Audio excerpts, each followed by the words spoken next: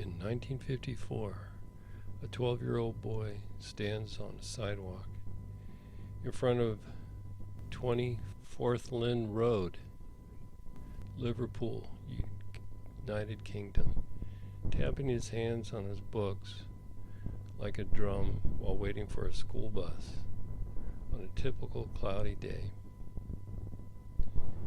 When the bus arrived, the door opened.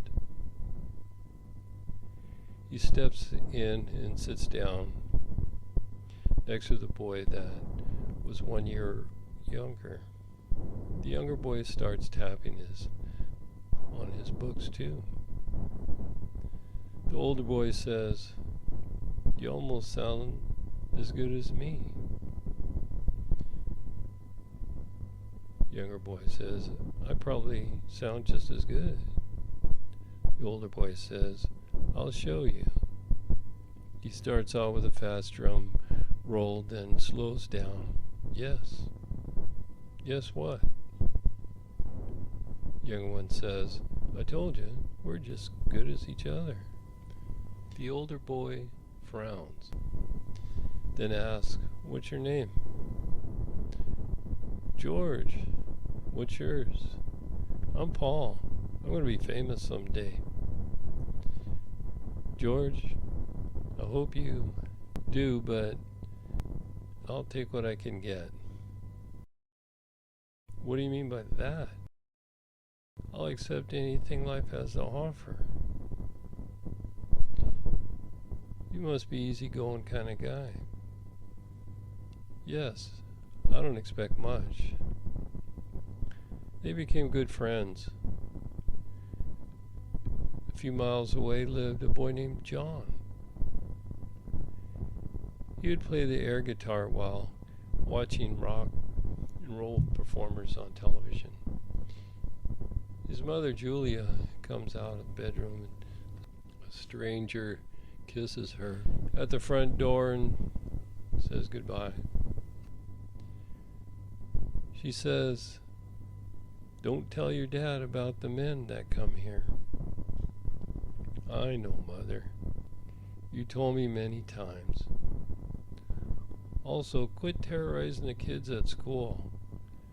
You've been doing that since kindergarten." John says, "Well, this is probably why." Mother says, "What'd you say?" John replies, "Nothing." She was known as a high-spirited, impulsive, musical, and having a strong sense of humor. She taught John how to play the banjo, the ukulele. She actually bought him his first guitar at the age of 5.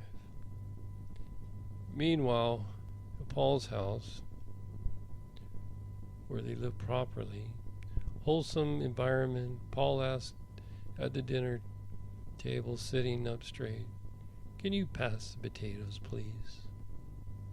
There sat his father, Jim, his mother, Mary, brother Mike, and sister Ruth. Meanwhile, back at John's house, John's dad, Alfred, comes home unexpectedly and sees his wife Julie with another man. Alfred wanted a divorce and asked John, "Who do you want to live with? Your mother or me?" "You, Dad." But when his mom walked away, he ran outside after her and hugged her. Says, "I want you, Mom, I want you." John's mom, Julia's sister, named Mimi, takes John to live with her and says, "Julia, you're a bad influence." Mimi at 251 Menlove Avenue was too strict sometimes, and once in a while beat him. "No, Johnny, you can't bring that toy guitar to bed. It's not proper." The next morning, John was about to go to school. Mimi says, "Come straight home after school. Do not stop and play with your friends. If you do, you'll have to stare at the mirror for a long time again." It It was tragic for John to live with her. John didn't see his mom for a long time. Years later, she came back into his life. He wanted to move back with her, but her new husband did not want John. At George's house, one of George's brothers fixed a broken guitar. George took up the instrument again and managed to learn a few chords. He practiced every day and listened to recording by famous guitarists like Chet Atkins, Duane Eddy, and early rock and roll such as Carl Perkins, Buddy Holly, and Eddie Cochran. A sickly child named Richard Starsky spent long stretches in the hospital. A sickly child named Richard Starkey spent long stretches in the hospital. Among his afflictions were a coma caused by appendix. He had a cold which led to palsy and various allergies and intolerance to certain foods. His illness made him fall behind academically, and he didn't return to school after his stay in the hospital, which began at the age of 13. Starsky became infatuated with the Skittle craze, which swept Liverpool and elsewhere in the 50s. He co-founded Eddie Miles' band, which later became Eddie Clayton and then the Clayton Squares. In 1959, joined the Raven Texans, backing band for the local singer, Rory Storm. None of them could read music. Richard said, "Pure musicians has inspired humans to make noise.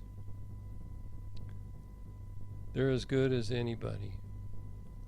October 31st, 1956, Paul's mother, Mary, had been suffering from breast cancer and died with an embolism shortly after. She was 47 years old. Paul was 14. He was devastated. That same year, John started a skiffle group with some school pals. Pete Shotton on washboard, Eric Griffin on guitar, Bill Smith on T-chest bass, and later Rod Davis joined with a banjo. They named the band the Quarrymen after the name of the school that they were going to. Their first performance was a block party. John's mother, Julie, was proud of him. January 2nd, 1957, they performed at St. Peter's Church Garden in Woolton. July 6, 1957, John was about ready to go on stage when one group member introduced Paul to John. The most significant meeting in rock history went down. John was 16, Paul was 15. "Hey John, this is Paul. He's a guitar player. You should listen to him." Paul was holding his guitar. John asked, "Do you go everywhere with that guitar?"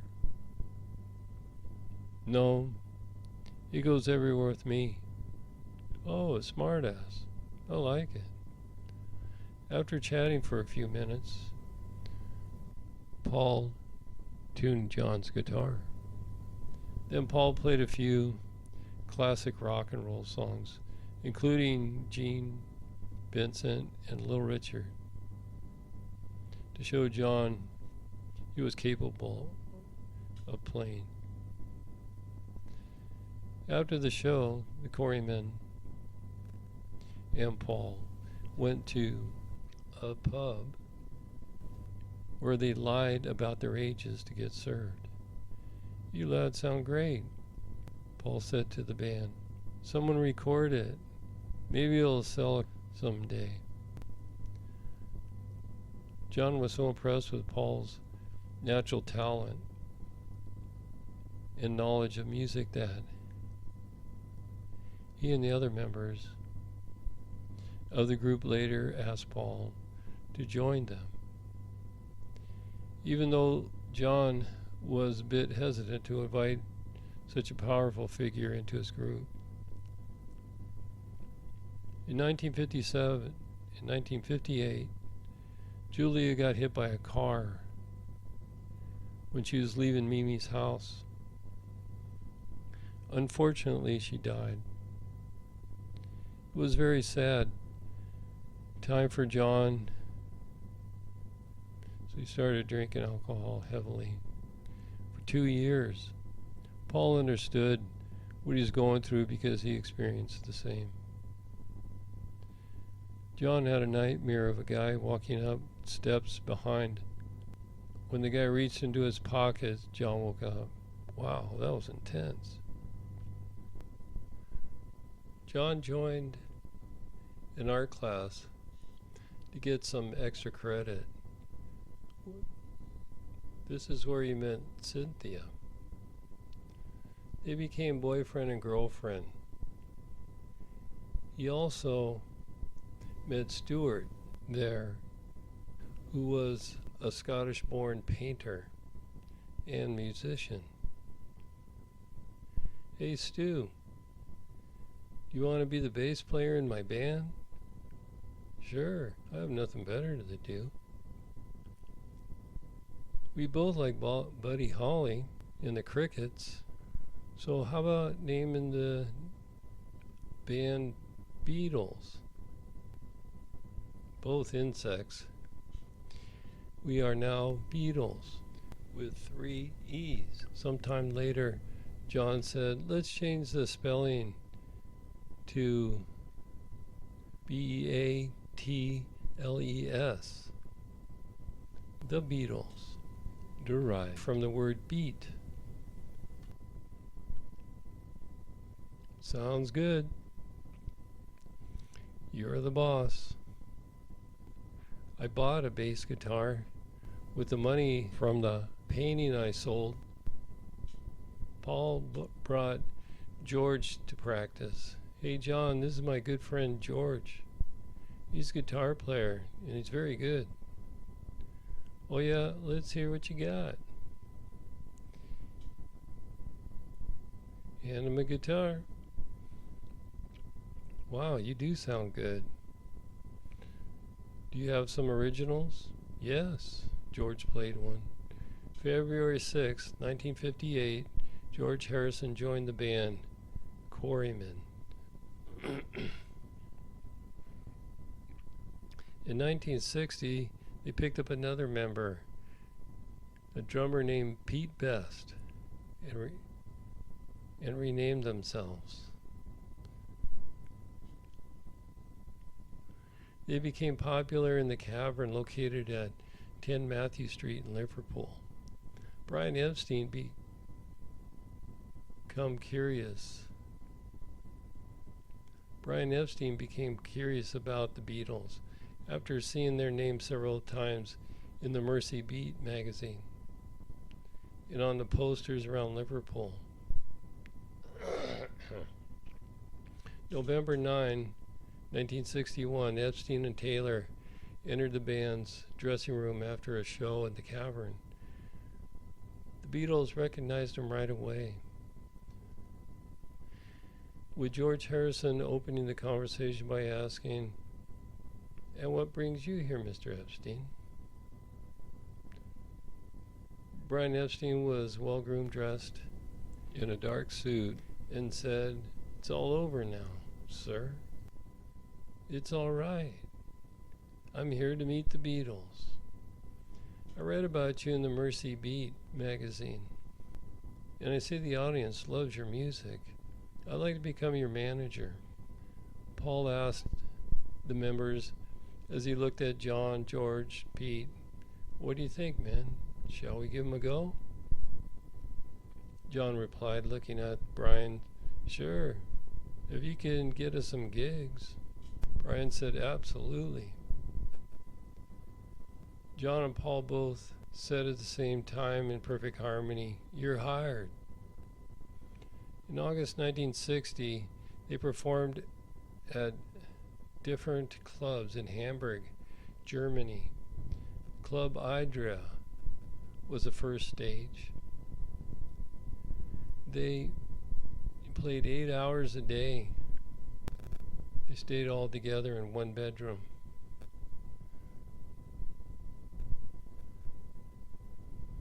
One night after the hard day's work, Stu told John, "I sold my sketchbook."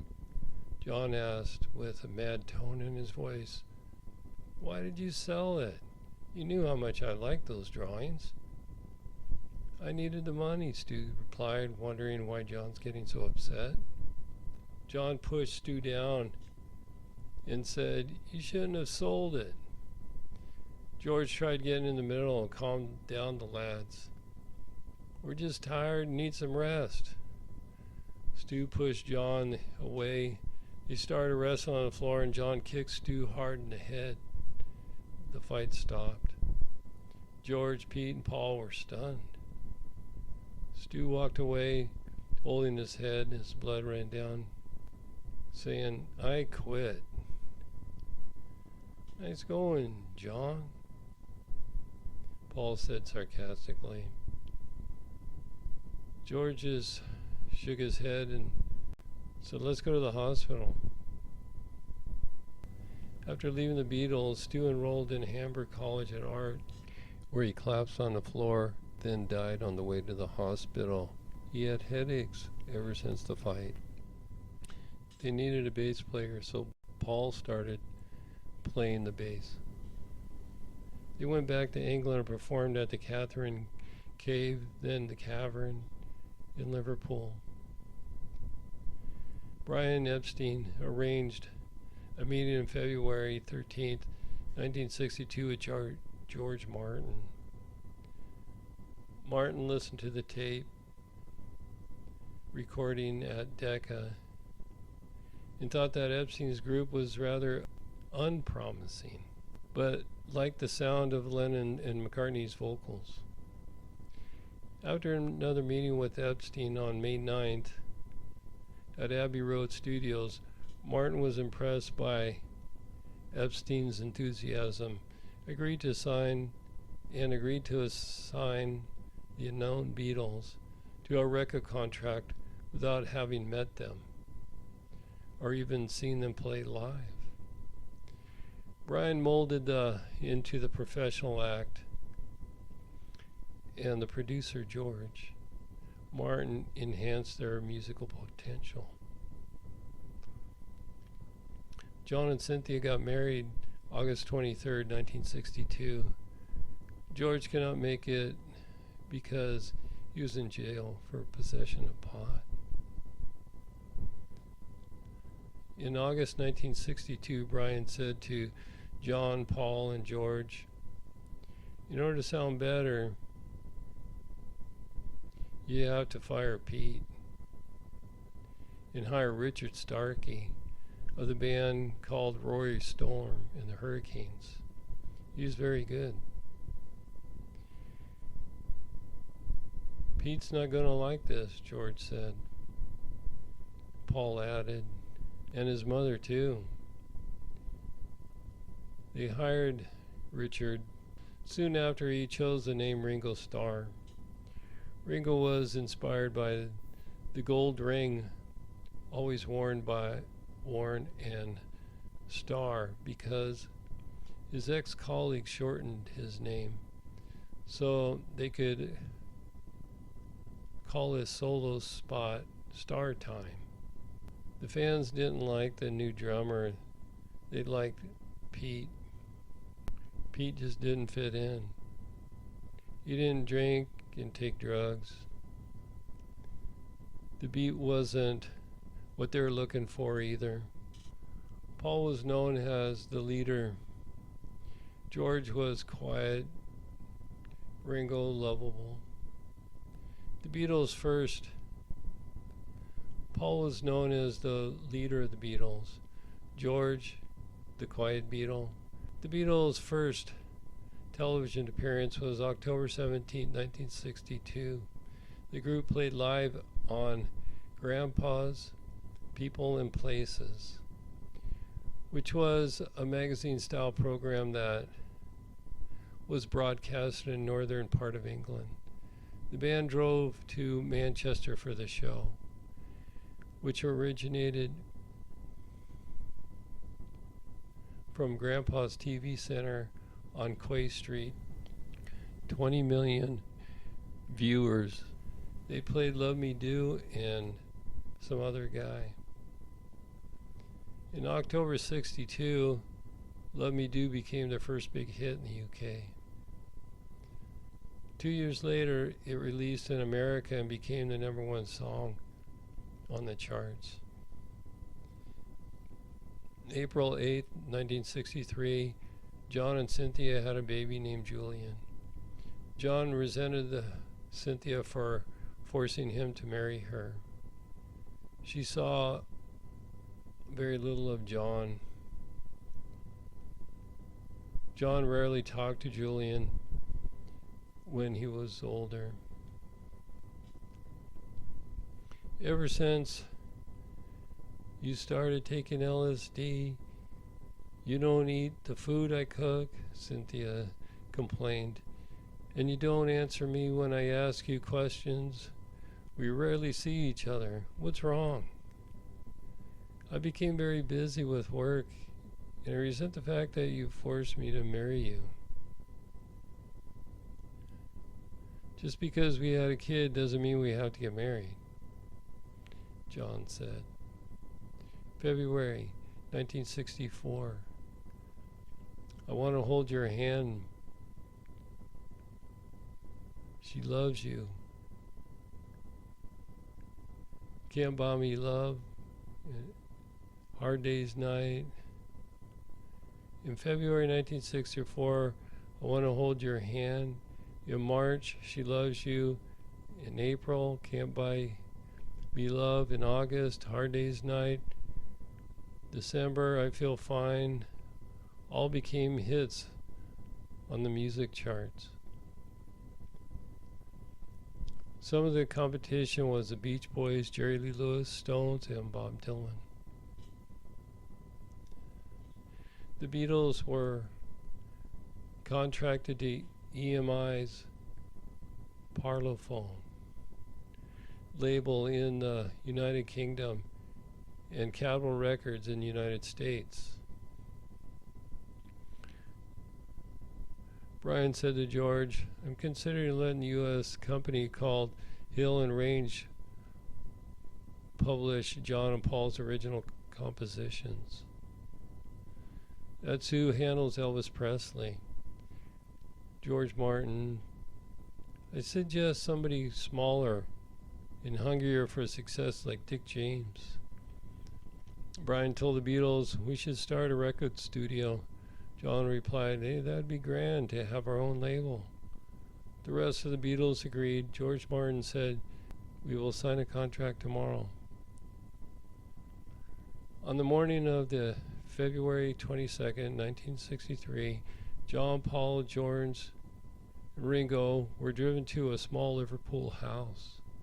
They walked into this dark little house where Brian, George, Martin, and 3 other men were there.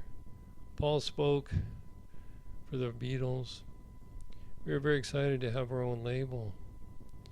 Brian introduced everybody by first name and not saying any background information. George Harrison said, I feel something's wrong. Maybe we should read the contract before we sign it. George picks it up and starts reading, and Brian and George Martin said, assure him it was the right thing to do. and didn't need to read it. Harrison asked, "Who's this guy Charles Silver?"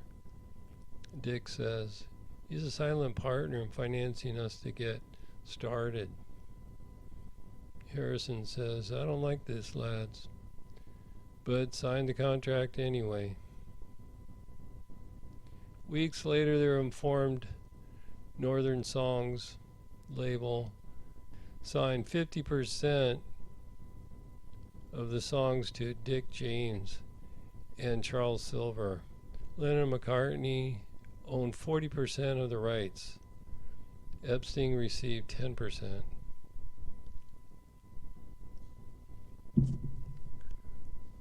Paul said, "We got taken. We should have asked for more." John said to Paul, "I didn't know you could own songs." Paul turned his head to Harrison and said, "I thought they just existed in the air." George turned and said to Ringo, "I could see how it was possible to own them." Ringo turned to John. "I could see owning a house." John said, "A guitar." Paul said, "A car." George said, "They're not physical objects." Ringo said, "They're taking advantage of us." Within 2 years, the Beatles had become huge, making millionaires of everybody involved in Northern Songs. But to avoid the Halifax tax, James and Silvers made the decision to float the company on London Stock Exchange, cutting Lennon and McCartney's take to 15% each, and maintaining almost 40% of the companies themselves. The Beatles were furious. Couldn't do anything about it, though. Martin and Epstein, "I'm sorry this happened." John said, "Sorry isn't enough. You were both here to protect us." John had a nightmare again, where that guy walking up the steps in a New York apartment, a suspicious look on his face. Paul bought his dad a house called Rembrandt in Hellswall, Cheshire, at the age of 24. Also bought his brother a house. Ringo joked around saying he was going to buy a barber shop because of the long hair that they had. The Beatles left London Airport on a Boeing 707 Pan Am Flight 101 early morning, February 7, 1964, bound for New York City. John said, "This is so exciting flying in the airport. I feel though there's a big octopus with tentacles that are grabbing the plane, dragging us down to New York. America's the best. It's a dream." All they knew was that a couple of records had done well in the States. When they landed, a lot of screaming people were at the airport. Beatlemania was everywhere. People would run after them in the streets. 2 days later, they performed on the Ed Sullivan Show. 73 million people watched. Prostitutes were brought to the hotels, so there's no problems that would occur with the fans. Brian didn't want the Beatles to get any of the fans pregnant. The roadies got good-looking fans. They had to clear the hotel pool area if they wanted to go swimming. After finishing their concert at the Forest Hills Tennis Stadium, they were relaxing in their suite at Delmonico Hotel in New York. It was August 28, 1964. One of the roadies said, "A big fan is at the door. Shall I let him in?" George asked, "Who is it?" Rhodey said. He calls himself Bob Dylan. Their eyes lit up. Ringo says, we're fans of his. Let him in. Brian formally introduces him. Bob, this is John, Paul, George, and Ringo. I know who they are, but thank you. You are one short lad, John commented. Yes, but I got a loud bark, replied Bob. Brian asked Mr. Dylan, would you like a drink? Bob said, yeah, the cheapest wine you got. The boys asked Bob, would you like to take some speed with us? It was a drug of their choice. Bob said, I suggest we smoke some pot instead. Paul says, we never tried that. But what about your song? Asked Bob. The one that you sing, I Get High. John said, the actual chorus in the song is, I want to hold your hand is I can't hide, not I get high. I'm surprised that you never smoked it before.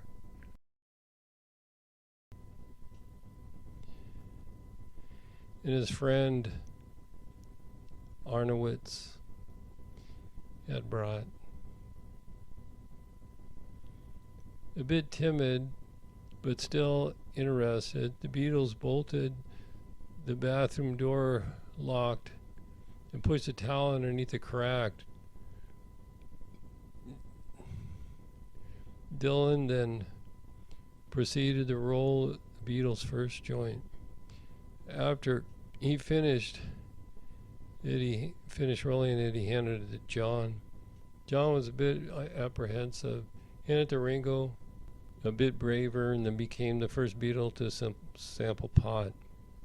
Get a bit greedy, Ringo. Proceed to smoke the entire joint himself. But Dylan and Arnowitz rolled a half a dozen more, so that everybody could actually have one, including the manager, Epstein. They all started laughing a lot. Paul asked Mal Evans to take notes. Paul lectured Mal about the 7 stages of life and truth. Brian laughed hysterically and said, I'm so high, I'm on the ceiling. Brian pointed at himself, laughing repeatedly, saying, Jew, Jew, Jew. Finally, all smoked out in exhaust from laughing. The Beatles aired out the room, and a service guy came in. As the boys watched him doing his routine cleaning chores, they laughed hysterically at everyone's actions. After a few months, according to John, they were smoking it for breakfast. Let's have a laugh soon became their code word. Huddling up together in their latest hotel room bathroom, stuffing a towel under the bathroom door, their lighting up together became a routine. According to George, these times together in the bathroom were the only times they could find peace. They were high during the filming the movie Help.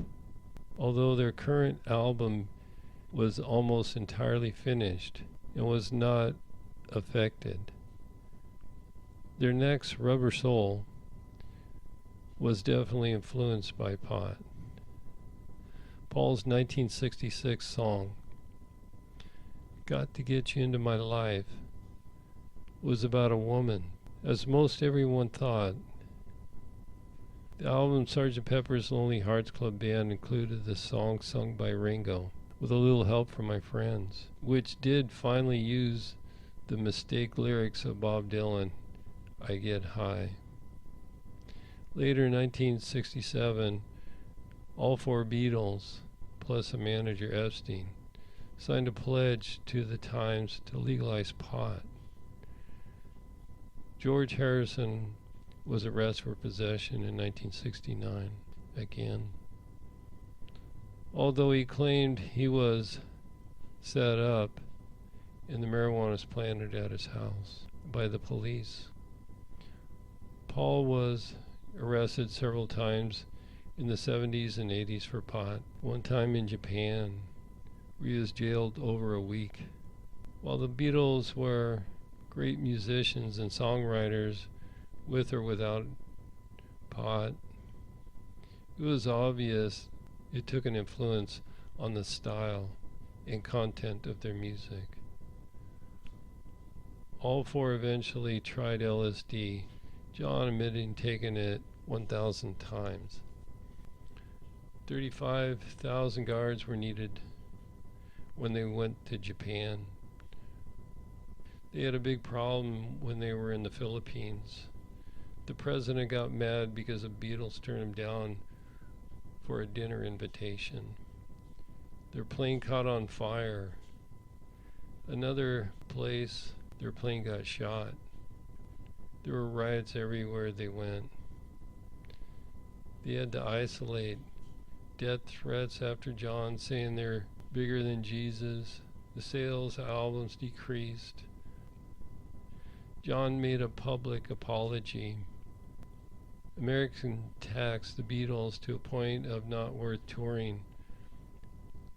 Last concert was in Candlestick Park, San Francisco, August 29, 1966. They toured 4 years non-stop. John got tired and didn't want to tour anymore. The screaming fans was too much for him. The Beatles became a studio band. November 9th, 1966, John went out to Indica Gallery in London, where Ona was preparing a art exhibit, and they were introduced by a gallery owner, John Dunbar. He invited her to his house where Cynthia and him lived. Cynthia came home and saw Yoko in her nightgown. Cynthia divorced him. John and Yoko experimented with heroin. Brian Wilson inspired John. Brian Epstein had a gay thing for John. Epstein tried suicide, and the Beatles lost respect for him. John hung out with Andy Warhol. The Beatles and the Stones were best friends. Mick Jagger wanted to share an office together. August 1967, the Beatles went to study with Yoga Maharishi in Bangor, Wales, for traveling to Rishikesh, India.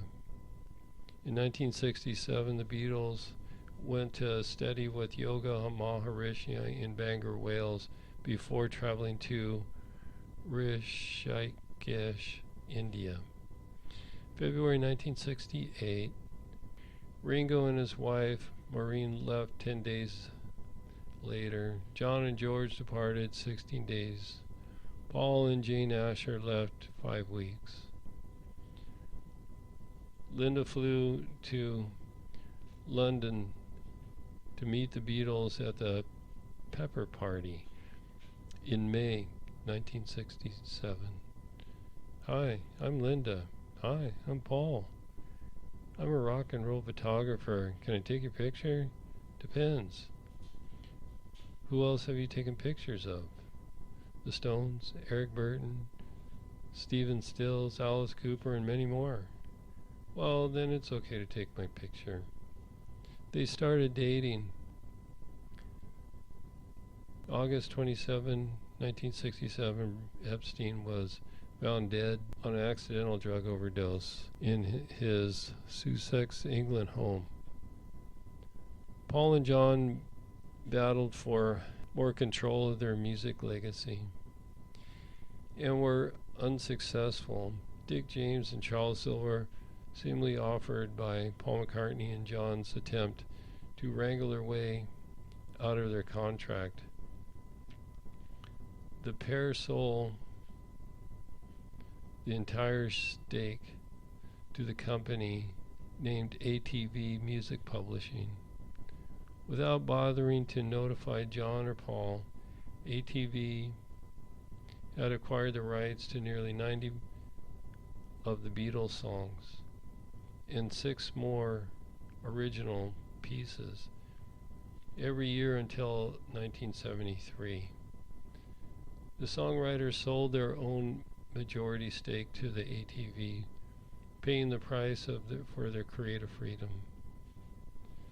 The Beatles dominated in the 60s, except during 1966 and 1968. The Monkees sold more albums and singles than the Beatles. On the U.S. cash box charts,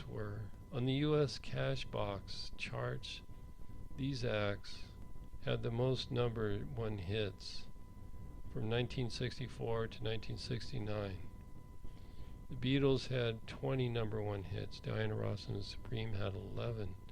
The Rolling Stones had 6 number 1 hits. The Monkees 5. The Beach Boys 4. Herman Hermits 3. The Doors 3. In England, these artists had the most number 1 from 1964 to 1967. The Beatles 14, the Rolling Stones 8, Manford Men 3, the Kinks 3. The Beatles didn't like when Paul was bossy.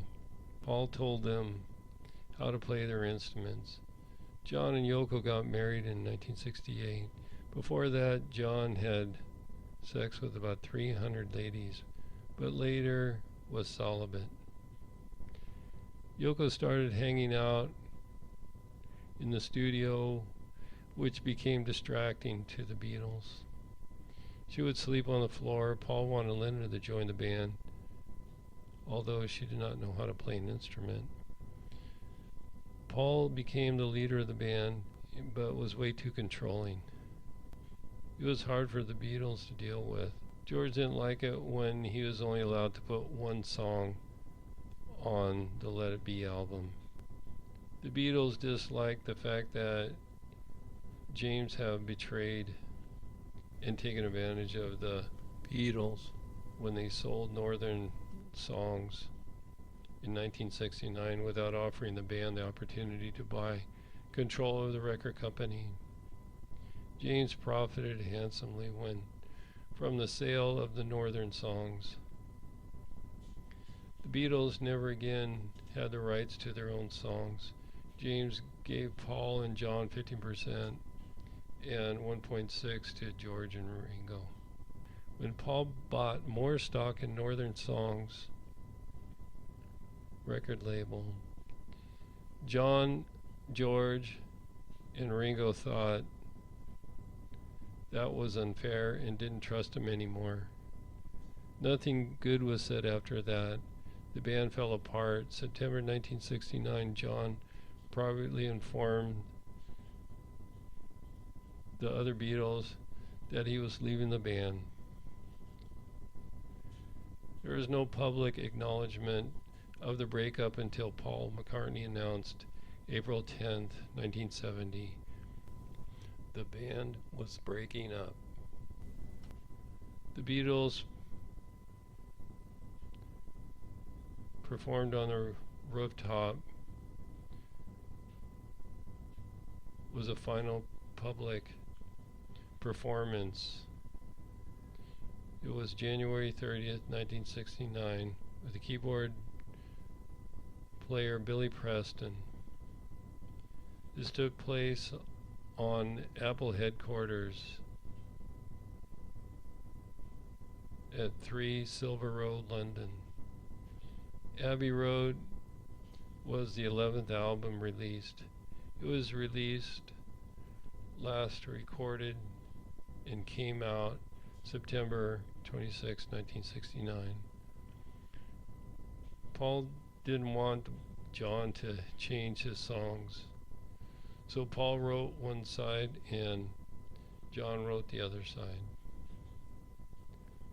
Let It Be was the 12th and final album. Abbey Road was recorded before and released on May 8th, 1970.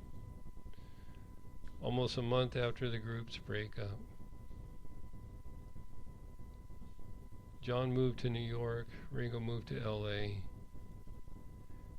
George bought a mansion that had 120 rooms on 20 acres in Oxfordshire, England. Paul became very depressed because of losing his dear friend, John.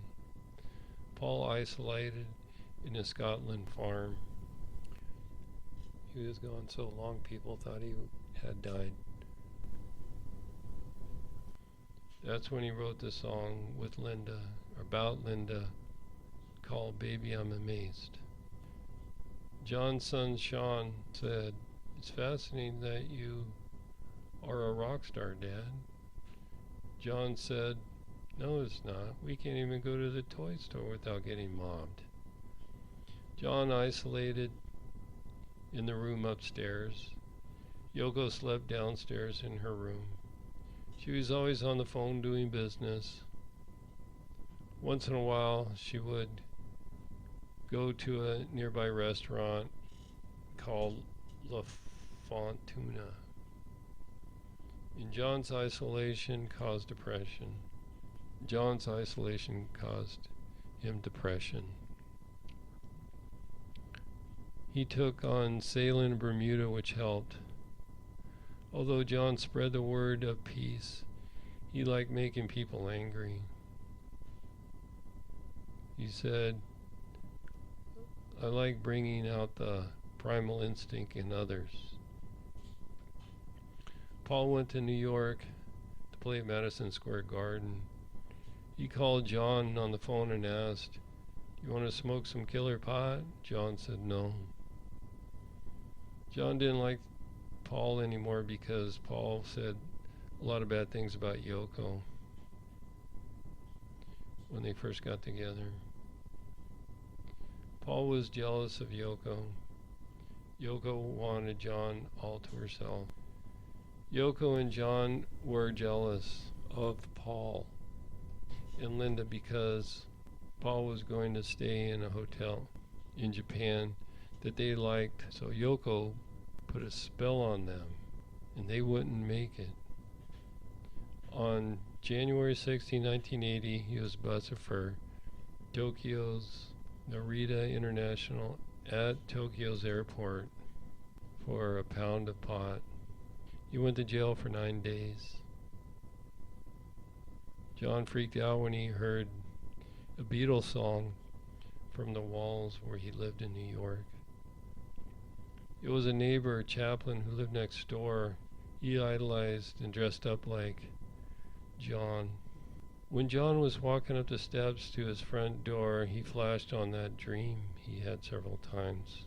Looked behind him and saw the guy walk up behind him. The young man reached in his pocket and pulled out a gun and shot John at his doorstep. Chaplin yells, "I don't like the lyrics. Imagine there's no heaven." There is a heaven. I'm also helping your emotional pain go away. Now I will take your good spirit. John's last words were, "Give peace a chance." Days later, Paul stands behind the podium at the funeral and says, "John is now spreading love and peace throughout the world more than ever." The Beatles had 20 number one hits, more than anybody else. Hey Jude was their biggest, which is about Julian.